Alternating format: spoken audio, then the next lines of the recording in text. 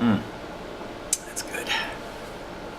Hey guys, DRJ here, and today I wanted to talk to you about the progression of the Battlefield series, where it started, where it's going, a little bit about Bad Company 2, and what I think Battlefield 3 is going to be like, my thoughts on that basically. So, real quick, just to I guess sort of recap my thoughts on Battlefield 42. Battlefield came out, it was unique because conquest style game, so different points, so you were encouraged to go to those points to, you know, capture them.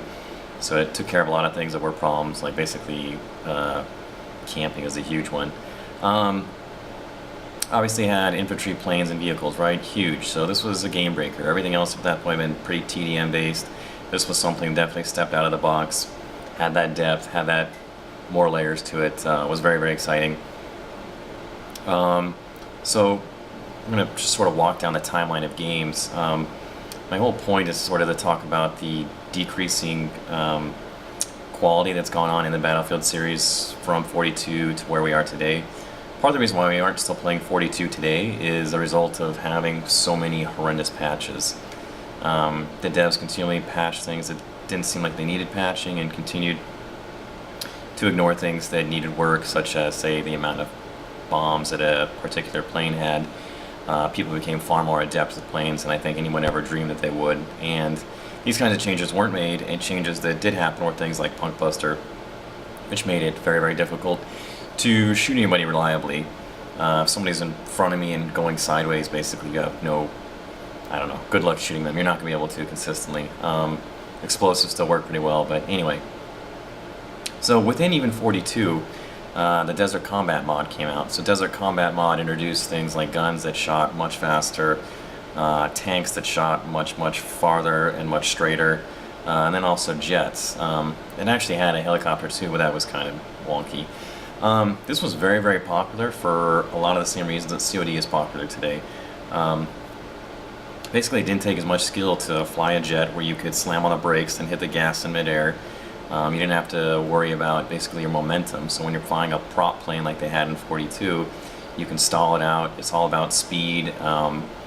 The bombs, I mean, you're bombing, you're not shooting a missile, so you're lobbing a bomb at somebody, and you have to be good to know what you're doing and not die.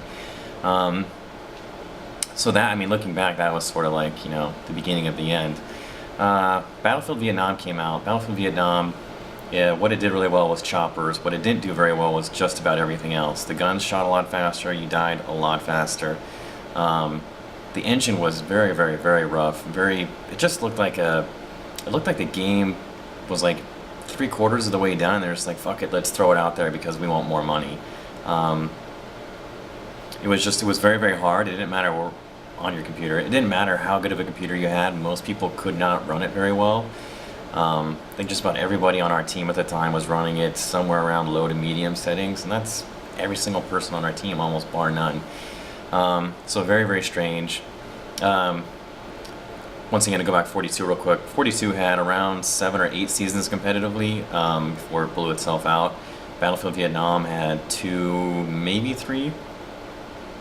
We quit after 2. And then what happened? Battlefield 2 came out. I think Battlefield 2 lasted for 1 competitive season. I actually never played it. Everybody that I did play Battlefield with competitively told me not to bother with it. It was terrible for a variety of different reasons, not to bother. I think it might have had 1 competitive season and it was done. Then came Battlefield 2142. Jesus, I don't even know if they waited like 6 months before they released that one, and that lasted, I don't even know if you could say it lasted because it never really got started. You know, and then fast forward a few years and you start to get the Bad Company series. So the Bad Company series is really, really interesting because if you talk to anybody that plays it, you get mixed feelings. Basically, it comes down like there's 2 camps. You have the people that played the original Battlefield series, Battlefield game, Battlefield 42, and the people that haven't. And the people that haven't, they say they actually enjoy Battlefield Bad Company, and I don't know, I'm genuinely shocked. I'm surprised. So just to throw out some numbers, see, I actually wrote them down here. If you look on Steam today, Steam shows you the top games played, like the top most 100 games played. So at number 1, of course, is Team Fortress 2. It's now free. Number 2 is actually the original Counter-Strike with like 52,000 people playing that today. The next one was actually Counter-Strike Source with actually like 51,000. If you want to look at Battlefield Bad Company 2, where that ranks, that was like number 12 or 13. Let's see, it had 7,800 people playing today. So that gives you some idea about how popular that game is, at least on PC. I think it's probably more popular on console, but it's not popular at all on PC. That was its peak today, was 8,000 people. At least people are running it through Steam. Most PC players use Steam, so it's a pretty good representation of where it was at.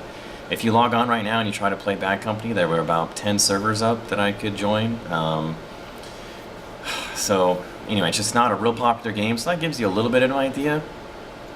Plus, knowing that there's around 100,000 people still playing Counter-Strike tells you that there is something to the idea that gameplay will sell people. Gameplay versus, say, the whole idea of the COD thing. So the reasons why I'm not a big fan of Bad Company 2 are pretty numerous. I actually wrote a few of them down. I'm trying to think of where to start.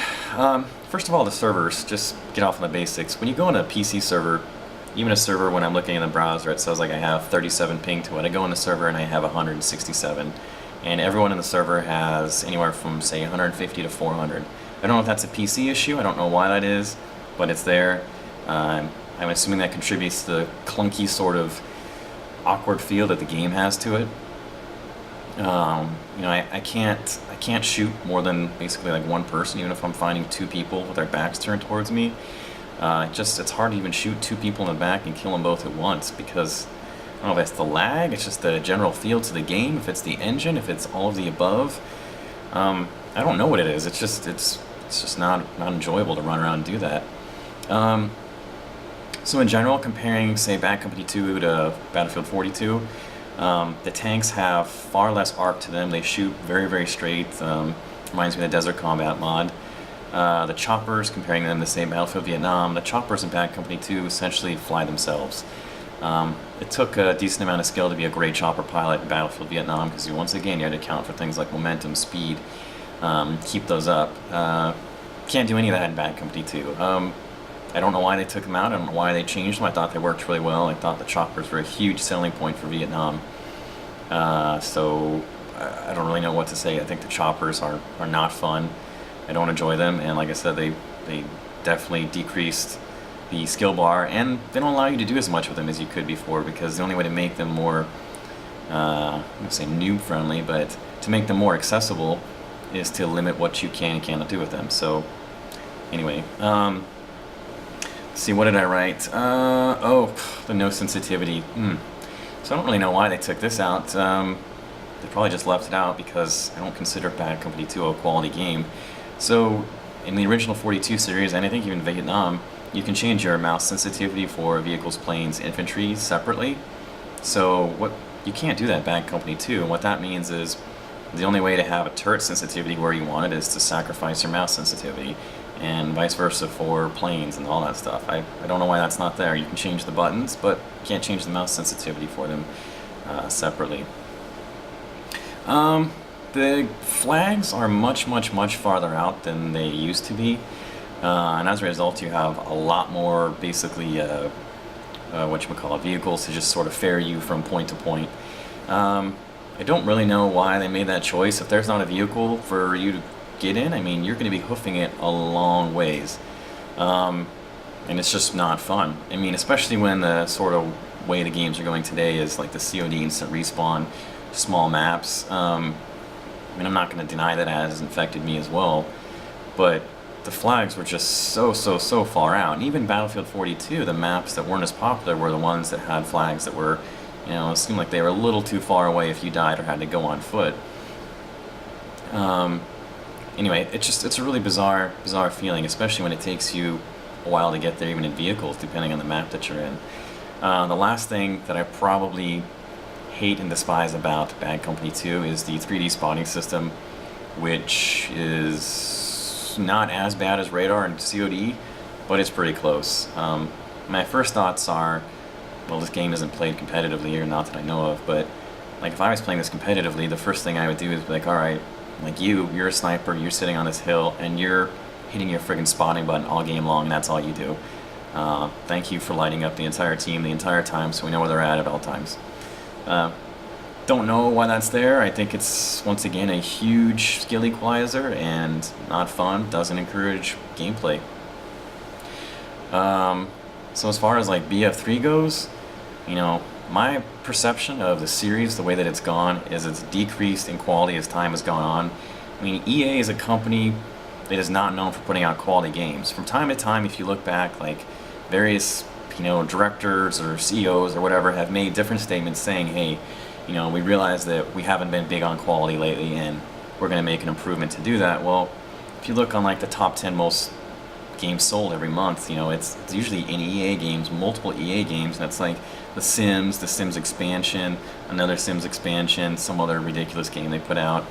I mean, EA is absolutely massive, and like I said, they're not known for putting out quality, they're known for putting out quantity.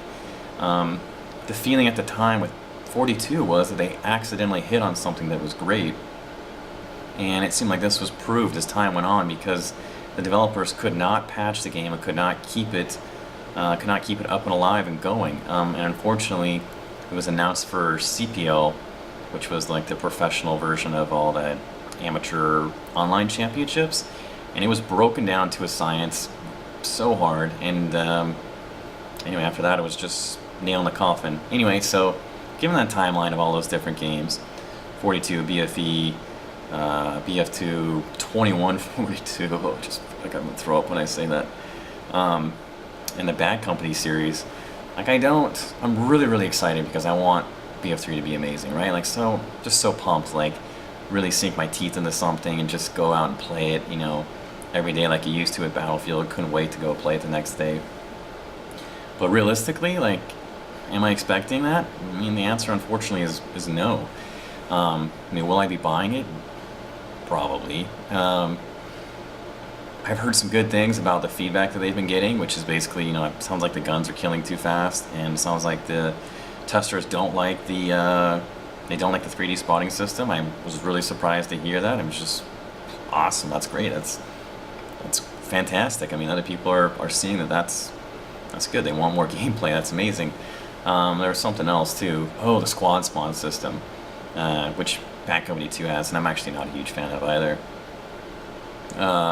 Bruce and I briefly played 43, and we exploited the shit out of it even in 43. Like, you're going to take a point, and there's too many guys there, and, you know, shit, you can even do something like he falls back, I suicide, and then, you know, spawn in on his squad.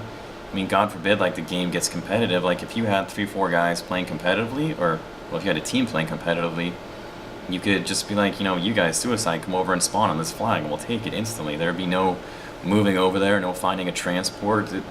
I don't know. And this isn't, I mean, forget about all the normal stuff, the usual stuff where, you know, you're just running around and you're trying to kill a guy and his buddy spawns in and they get the half second of immunity, so you're shooting him and nothing's happening, or, you know, you're shooting him and his buddy's there, you run out of clips and his friend kills you and spawned in. I don't know, just not fun. I like the idea of it, but I don't think it's implemented very well. From what I understand, it makes huge problems with the game mode of Rush, which I don't necessarily think should be in there. Bit of a separate issue, but sometimes I feel like the problems with all the different game modes and variants and mods like that make it difficult to find a standard of play on the PC, and it's actually, to me, one of the selling points for playing on a console where everything is much more standardized. But that's a topic for another day. Anyway, that's more or less where I'm at with the series and where I think, you know, feeling about BF3. So any questions or comments, as usual, let me know and I'll do my best to respond.